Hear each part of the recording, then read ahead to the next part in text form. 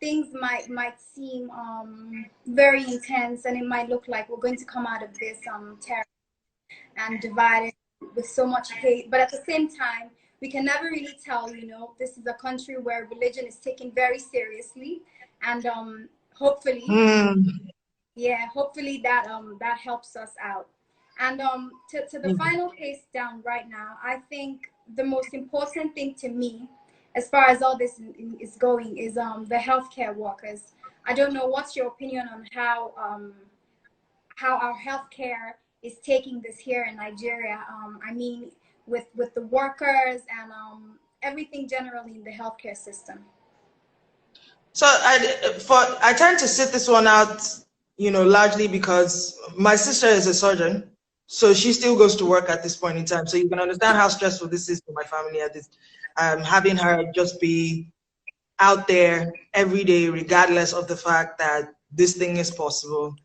The Nigerian healthcare system is in shambles, which is why the social distancing really and self-isolation really is the only choice that we have.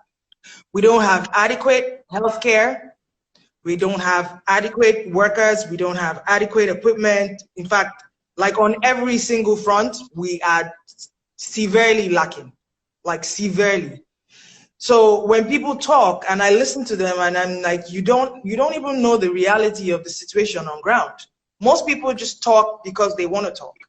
A lot of people are not even, Nigeria is not even a country where people do research. So nobody's really even asking any questions. They just say things to feel smart, or they say things because they've heard it somewhere, so they need to echo it because it makes them look some type of way. The cases are bad. The major problem with this virus is the fact that people who don't show any symptoms can infect other people. And then those people go on and die. That's the problem. So you never know. You don't know who's sick and you don't know who's not. With other communicable diseases like this, most of the times it's when you show symptoms, that's when you're most communicable.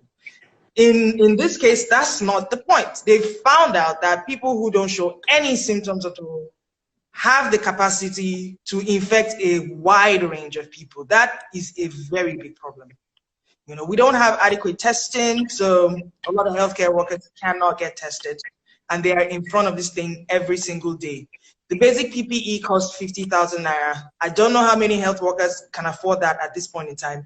There are doctors in loot that they haven't paid since November. If you haven't earned a salary in 6 months, where are you going to get 50,000 to buy PPE that you're now supposed to use to prevent yourself from dying? So when you put all these things into consideration, the hazard allowance for a health worker is 5,000 naira a month. What is that supposed to do? 5,000 can't buy you anything. If you think about the fact that the PPE is 50,000, you need 10 months hazard allowance salary to be able to buy one suit. That's ridiculous. So I don't. We made so many bad judgment calls in the past, and now it's coming back to bite us in the ass. At the end of the day, we're just hoping that we get out of this alive and nobody ends up a statistic. That's really all you can do. Is, I talked to my sister. She's like, at this point, she doesn't take anything other than her phone, her ATM card, and what else, into the hospital, because when she comes out, she has to clean her bag, she has to sanitize her hands, as soon as she comes to the house. And my parents are elderly, you get, so it's a problem. So when she gets home, it's like strip literally almost at the door and head straight into the shower. That's the everyday routine.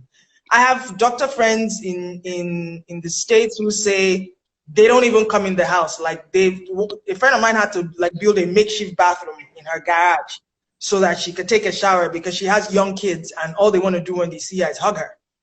So it's like, once you come in, straight into the shower, so that when you walk in the door, your children can actually touch you, without you worrying about whether you're carrying anything infectious with you. For those people, it's incredibly scary. And the fact that the rest of the country doesn't understand that fear is what worries me so much. But one man's reality is another man's dream. So here we are. That's very true. I think right now we owe so much to our health workers, because for a long time the health system has been, ignored and just put aside. And I think it's really hitting us back in the face right now, which is a very big challenge. And to be very honest, all the health workers out there are doing so much more, because other than unlike other countries, their salaries are being doubled. Things are so much better for them right now, because they're risking so much. And Yeah. I think here the sacrifices that our healthcare workers are making is so much. And we're grateful for his sister. We're grateful for everybody. And our prayers and love to them, that they will figure it out. Everybody's doing their, everybody just has to do their own part, and that's what I keep telling. So some of my friends are like, oh my god, I have to go out, and I'm like, listen, just do your own parts, because you're not seeing what other people are doing, to try and make sure that we don't get to the point where we're burying people by the second.